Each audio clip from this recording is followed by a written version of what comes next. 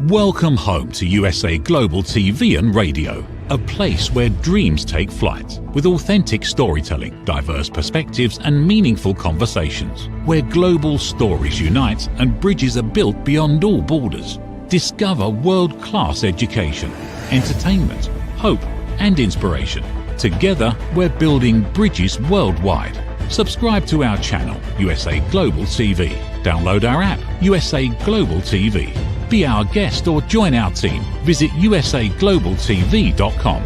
Thanks to our founder and executive producer, Dr. Jacqueline Kerbeck. Music score by Yeffy Tang from Cloud Road Music. Voiceover artist Mike Porter. Creative direction by Paul Garcia. USA Global TV and Radio, your home for global connection. All rights reserved. This video and its contents are the exclusive property of USA Global TV and Radio. Unauthorized use, duplication or redistribution in any form is strictly prohibited. Get ready for Talking Heads, the show where expert insights meet world-class education, entertainment, hope, and inspiration. Brought to you by USA Global TV and Radio. Meet our distinguished presenters. From the great state of Texas, longevity expert, award-winning author, publisher, and distinguished Toastmaster, Red O'Loughlin. From London, England, soul heart awakener, novelist, vocal coach, and artist, Dr. Madeline Chan. Also from England, the Harley Street Stress Expert, therapist, ambassador for peace, and speaker, Carolyn Heward. And from Australia, ICF PCC credentialed coach, entrepreneur, and leadership coach, Mariska Dupria. Experience their expertise, connect with their wisdom, and transform your perspective. Watch Talking Heads on the USA Global TV and Radio Network. This video and its contents are the property of USA Global TV and Radio. All rights reserved. Terms and conditions apply. Visit usaglobaltv.com for more details. Hello and welcome to USA Global TV and Radio. My name is Caroline Heward and our show today is Talking Heads, and I'm an expert presenter in today's topic, which is managing expectations, the struggle between duty and personal needs. And it's part of the Mind and Body Connection series. So let's begin. So when I was researching and looking at this topic, there were many things that came up for me in terms of what does duty mean? And rather than just looking at family, we also have a duty in terms of our relationships, our friendships, and also in our working environment too. And so I'm looking at the terminology of duty in terms of what does it mean to you and in your different circumstances. First of all, I want to look at what does duty mean in terms of family. Different cultures, different nationalities, and different generations will have different meanings and descriptions and relevances in terms of duty. And many people that I have seen in terms of clients and in conversations, in friendships and in work situations, they consider duty in different ways. So what is duty? Duty kind of feels like a very harsh word, a very, very difficult word in terms of it's really driven in terms of needing to do something, task-focused, task-orientated. So looking at what it means in family is that for some families in different cultures, duty means that older generations within a family are taken care of. They're taken care of by the younger generations.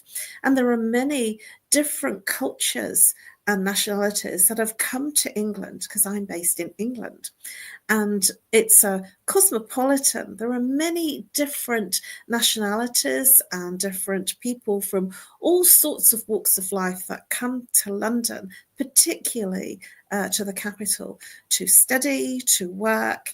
And there is this thing about the streets are paved with gold. Well, that's what people think.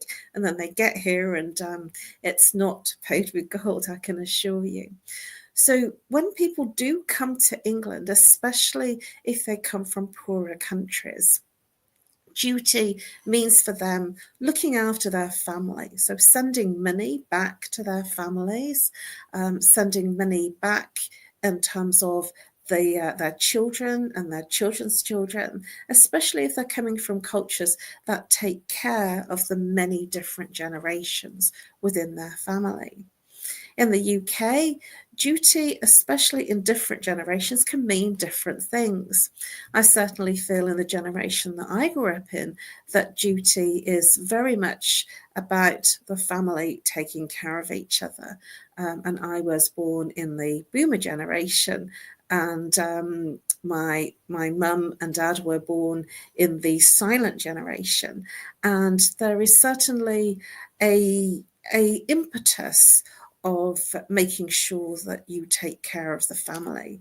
I've also been, as growing up, very family focused, very family oriented, and very much into the family in terms of its meaning and its relevance. And I've always been seen as like sort of the sensible one, or the one that would be the one that does all the forms and does the things that need doing, sort of the legal things. And that was my role. So in terms of duty within family, there will be different members of the family that will take different duties. There might be somebody that can cook well. There might be somebody that is really good in terms of being the breadwinner and bringing the money in. So in terms of duty, it doesn't mean one size fits all or one meaning. It will be relevant in terms of the family and what their meanings are.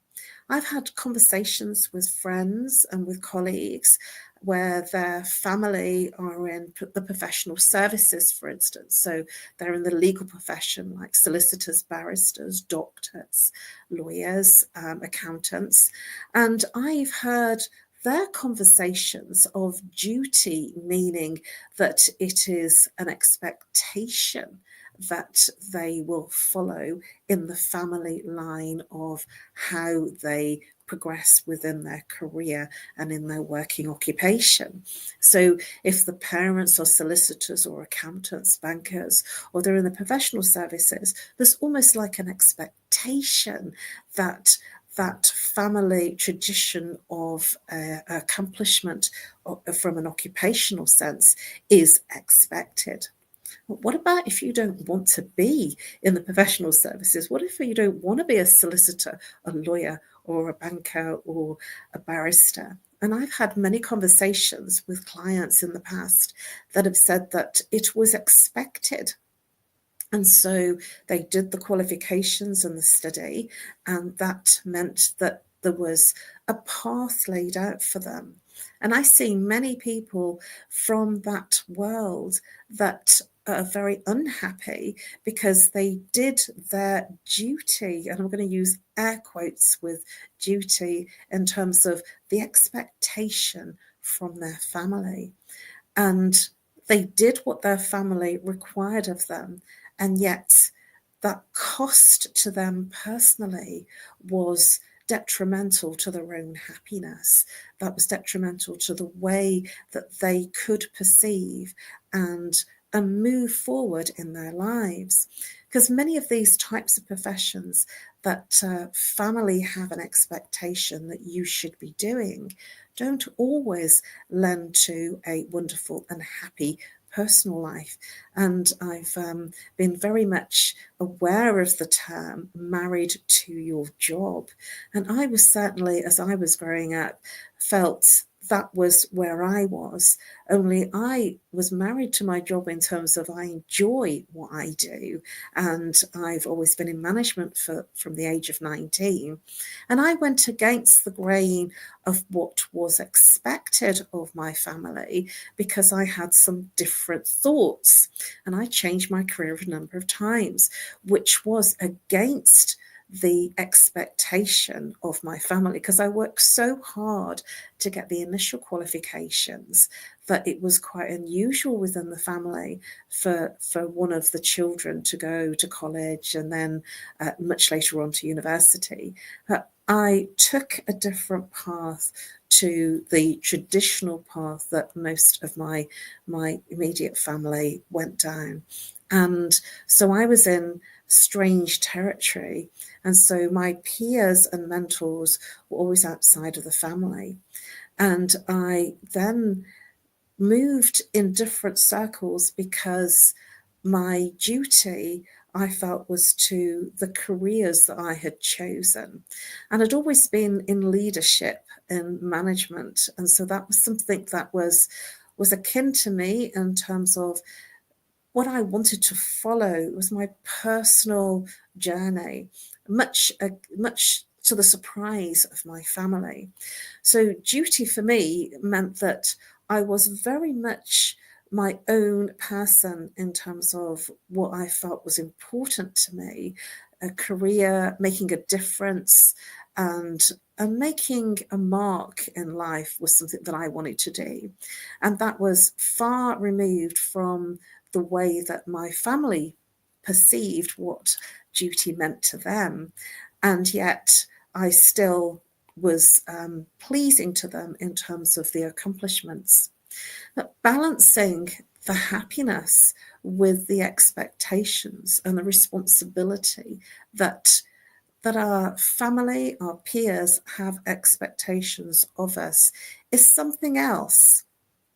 Because it might be that you may be in a family of doctors or a family of very world-renowned, great occupations, and yet it's not for you. You might be wanting to be an artist or a singer or something that's of the arts, and yet your family is of the professional circles. And so this I know because I've had a lot of clients that have taken those different routes after many years of being in the professional experiences of their occupations, that they didn't think that they had any choice about being. And this is something that's really important because this causes an internal dis-ease. It causes an internal conflict of what you want to do personally, meeting your personal needs versus meeting the family's personal needs. And this can also be applied to work situations within teams where you have an expectation. You may have an expectation of yourself within that role, and there might be others within your team that have an expectation of you within that role. And so I call this like sort of, it's almost like we don't know unless we say out loud, and we can't mind read or understand what's expected of us unless we ask, unless we confirm and clarify and make sure that we don't overstep boundaries and we know where we are.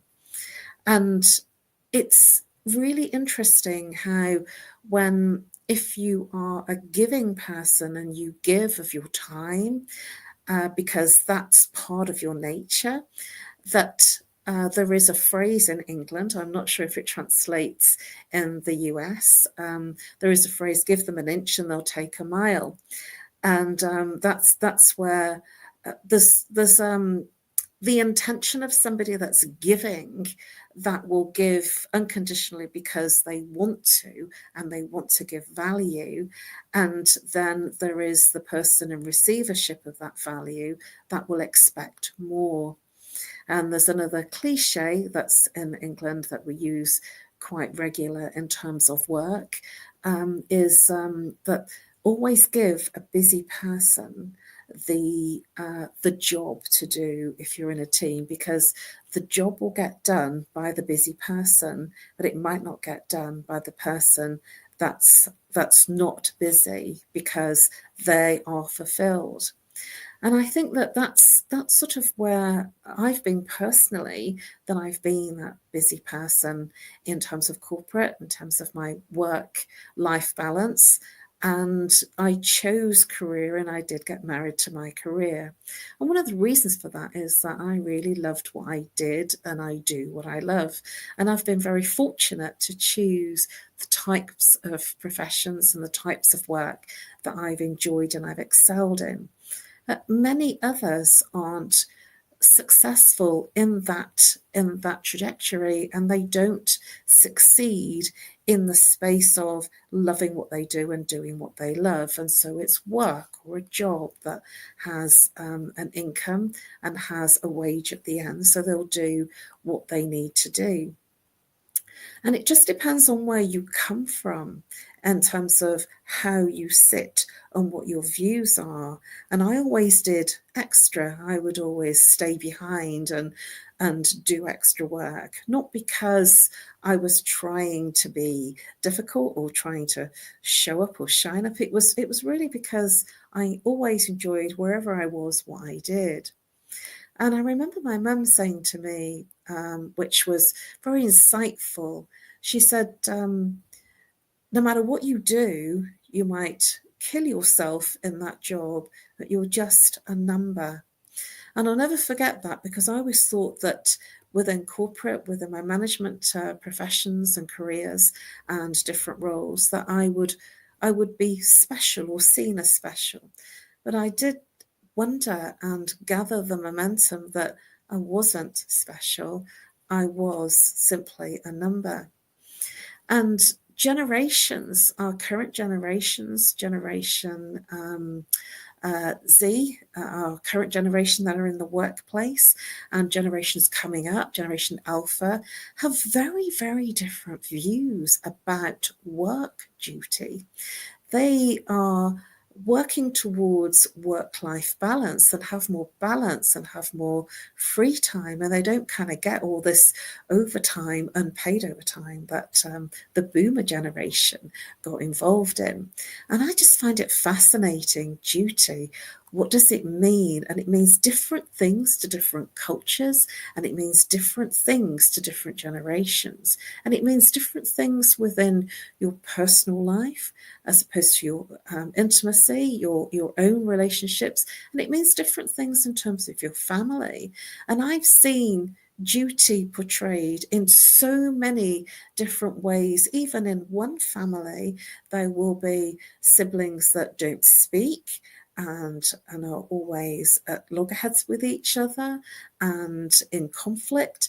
And I've seen other families where it's wonderful and there's sister days and brother days. And I always smile when I hear that, because that's not out of duty, that's out of love. And this is where I'm coming to, that duty can come from a sense of being in a place of love and compassion for the other person. It can come from a place of loving who you are and what you do, whether it be in your personal life, whether it be in your family, and also whether it be in your work. And I've always been that type of person that will give because I enjoy giving, and I enjoy shining because I give, and I enjoy the results of the giving, because I have a philosophy of when you give unconditionally, when it's not a job and you give, and it's because you can, and I have this phrase that I say often, I give because I can and I care enough to give. So I'll do a free consultation for people genuinely because I can and I care enough and I can genuinely help them. For a short amount of time, I can genuinely give them insights and awarenesses and understandings of what's not working and why it's not working, which is revelationary to them. And it's very easy for me to do that because I can and I care enough to do it for others. And that, I feel, is part of my duty. And it's not duty in the sense that I'm suffering. It's duty in the sense that I have a mission to change how people are suffering and how people are not at peace within themselves. And so that is a personal mission, but we're not all like that. And at the same time, that's personal to me. And lots of people say to me, especially if they come from those different professional type of professions and services, that they don't understand why I would give so much for free or for so little. And sometimes I get people say, no, that's too much. I don't want to take that. No, I've had enough of your time. They've been there for 5 minutes. No, I don't want to take any more of your time. And I think that's amazing, because that tells me something about how they see duty and how they see how they give as well as receive. And in the respect of duty, I want to look at gift giving and giving something that's of value to another person, whether it be in your personal life, whether it be in your intimacy or within your family or to a colleague. To give a gift and you have thought about it, because not from a sense of duty, but from a sense of wanting to give something. I've always given gifts, and I go through quite a big scenario of choosing the gift and making sure that it's right for the person, and thinking about the person when I'm buying it. I'm sort of thinking about what they're going to look like when they open up the gift, and I get a lot from that, and I just want to see their face when they've opened up the gift. So I get just as much from giving a gift as they do in receiving the gift. But what about if the other person that you're giving the gift to says, oh, no, I don't want that. That's too much. No, you don't have to do that. It then makes you, the gift giver, feel not good. And it then takes away all the pleasure that you would have had. And then it turns onto the other person as that they don't feel good enough to receive the gift. It's fascinating. And it's also a demise, because the person that's not wanting to receive the gift out of some level of duty feels that it's too much, so they don't take the gift. And then that's hurting them, and it also hurts the person that's given the gift. So nobody wins. But when somebody takes the trouble of giving a gift, they're not giving it out of duty. They're giving it from a place of heart. And I would invite you to receive it from a place of heart. And if somebody is struggling with something, so in today's world, much of our world is online, and there are many people that are of a generation, even much older than me, that aren't very savvy online, or find online shopping and online trying to find services very difficult. I had an inquiry last week from somebody that had made an appointment with me, paid a deposit, and then didn't show up. And I had a conversation with them, and it was fascinating, because they said, you were not very happy with me. And I said, well, I prepared everything for you, and then you didn't show up. And then you said that that you were busy, and that meant that I'd wasted that time. And then in further conversation, I came to understand that he'd missed dental appointments, hospital appointments, he'd missed work appointments. So this wasn't an individual thing to me. And so he didn't have a sense of responsibility or duty to fulfill the commitments that he'd made. So you see, this term duty goes a long way, and it's very deep. And because he hadn't turned up and didn't say anything until I was following up saying, where are you? Is that he didn't feel any level of responsibility to show up, even after he'd paid a deposit. And I found that fascinating. But something else that this particular person shared with me, he said, does nothing online. His phone, he's lost his phone. He's working with a pay-as-you-go phone. The big thing about it is he hadn't solved anything. And he advised me that he spent over £100 on a train ticket. And I said, well, if you went online, and this was my comment, if you went online, you could have bought a ticket for much, much less than that, maybe a fifth less than that. And he says, yes, my friends have all told me about this online. I just walk up to the station and get a ticket. So for those types of people that haven't moved online and haven't moved with the times, with technology? Is there a sense of responsibility? And I felt there was a sense of responsibility to give him a little bit of education about what he's missing out on. Now, I wasn't paid for it. He didn't invite it. But I felt that his life was very haphazard and very chaotic. And it wasn't what he asked for, but I felt that was what he needed. So from my perspective, it was about balancing my personal feeling about my responsibility for that client and how much his life would change, because he will become an advocate rather than somebody who just comes to see me and pays me. And that's the difference in terms of what you care about versus your sense of duty being a task. The struggle of that duty for people can be challenging when you're balancing the personal life. And this particular person in that conversation, he said his life was really challenging and he was missing out and having to spend all sorts of money because he'd missed appointments and he had to pay for them. And I thought it was fascinating. I said, you really need to come and see me and I'm really happy to help you. But you have to take responsibility. And I want to look at responsibility because you cannot be responsible for someone else. They have to take responsibility. You can guide them, you can teach them, you can mentor them, but you can't make them do anything.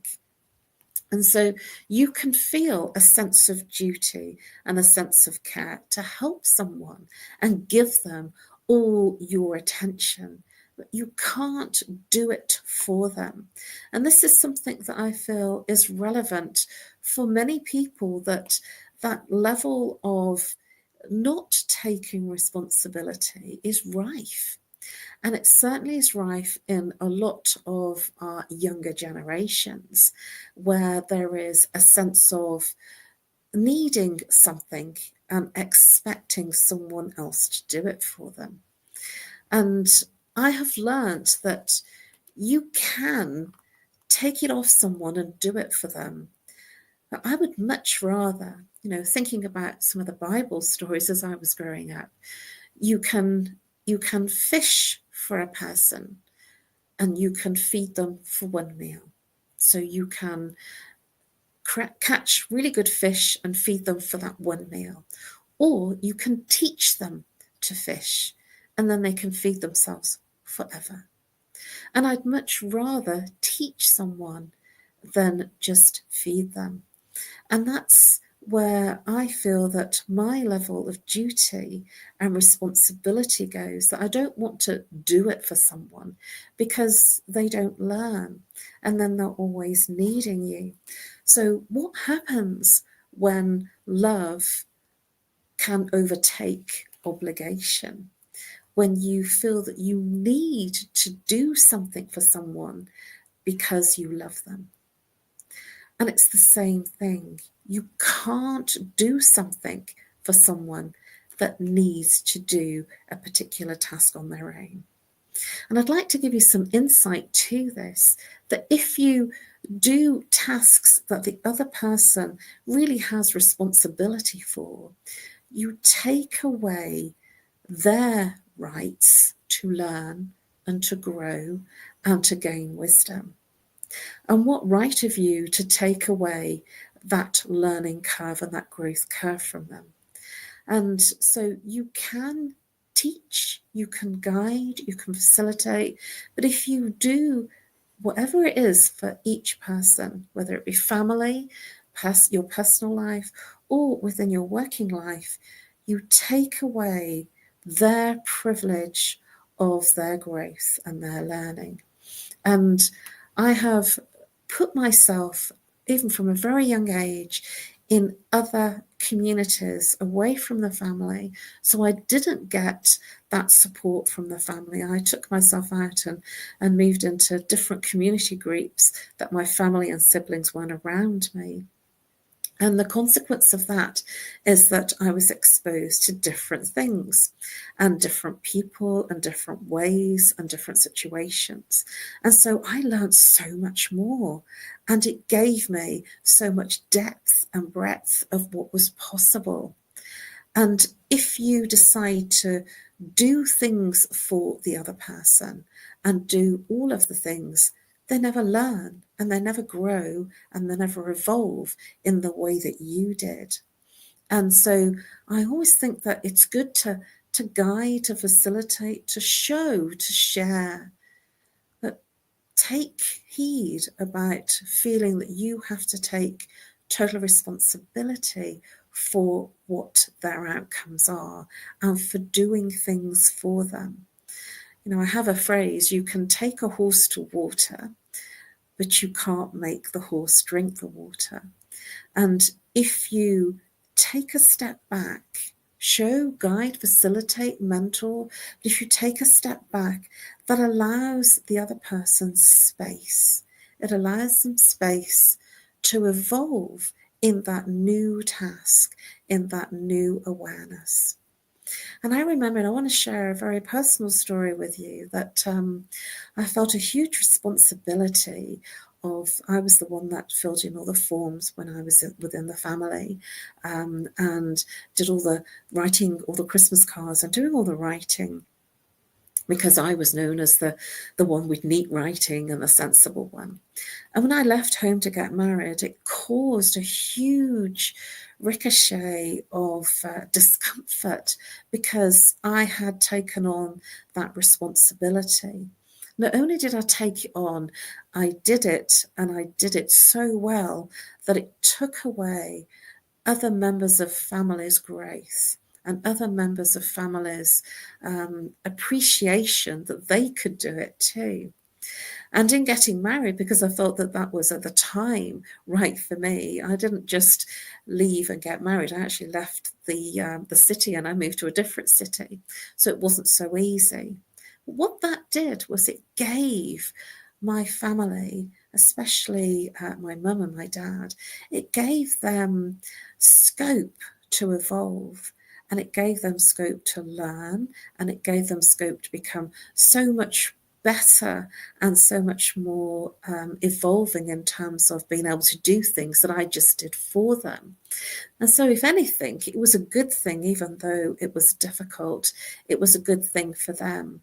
So I feel that now, if I look back and I had the same decision to make again, I wouldn't feel so guilty about feeling that I was leaving them, because they now have so much more in terms of skill that it left me feeling that it was a good thing that they were able to evolve in the way that they did.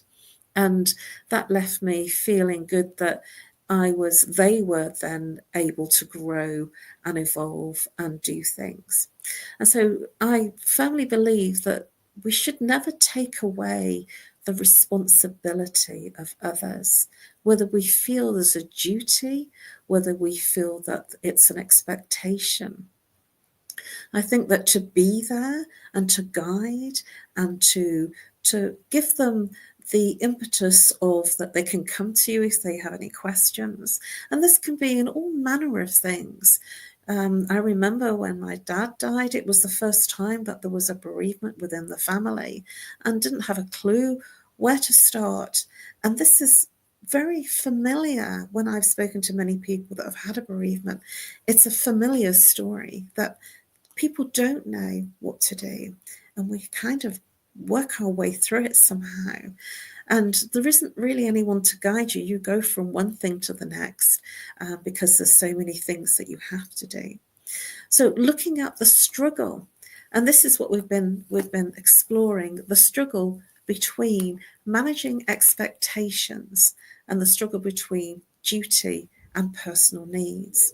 There is so much more I can share with you on this topic that I'd like to explore this further in another episode, and looking a little bit deeper in terms of needs for teams as well as individuals, and more about the family and how to cope when there is a sense of duty versus a sense of expectation versus a sense of your own personal needs. So thank you very much for your attention. It has been my absolute pleasure to give you this lesson, this talk, to give you some guidance in terms of not taking on what is not yours to take on. Feel comfortable to allow the other person their responsibility, because they will evolve and they will grow, and it's not your place to take that opportunity away from them. Please do subscribe to USA Global TV and Radio, where you'll find all of our Talking Heads episodes on USA Global TV and Radio. If you want to find my Talking Heads episodes, please search for Caroline Heward and you'll find them under the relevant years. Thank you very much for listening, and please do reach out to me if I can be of service to you. You can reach out to me on nomorestress@live.co.uk, or call me if you're international, +44 if you're local, 07523 120 189. And I look forward to helping you break through the patterns that create your stress and your difficulties in your life.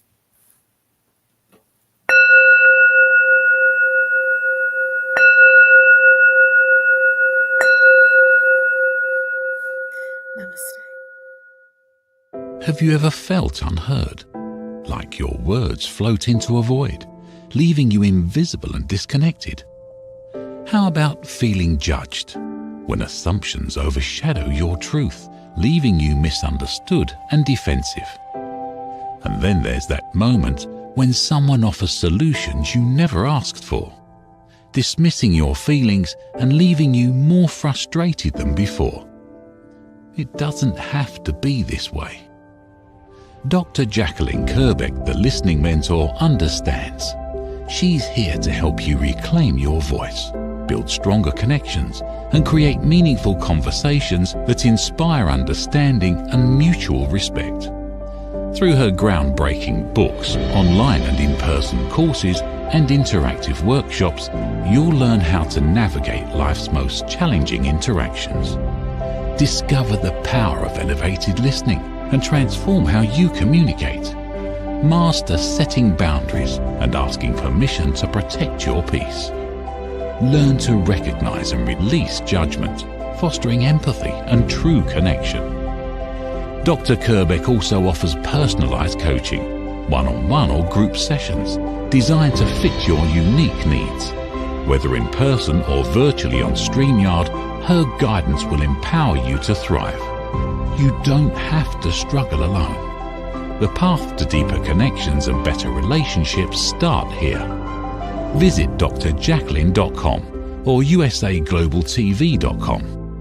Join a global community of empowered listeners and transform your life, one meaningful conversation at a time. Dr. Jacqueline Kerbeck is the listening mentor. Start your journey today.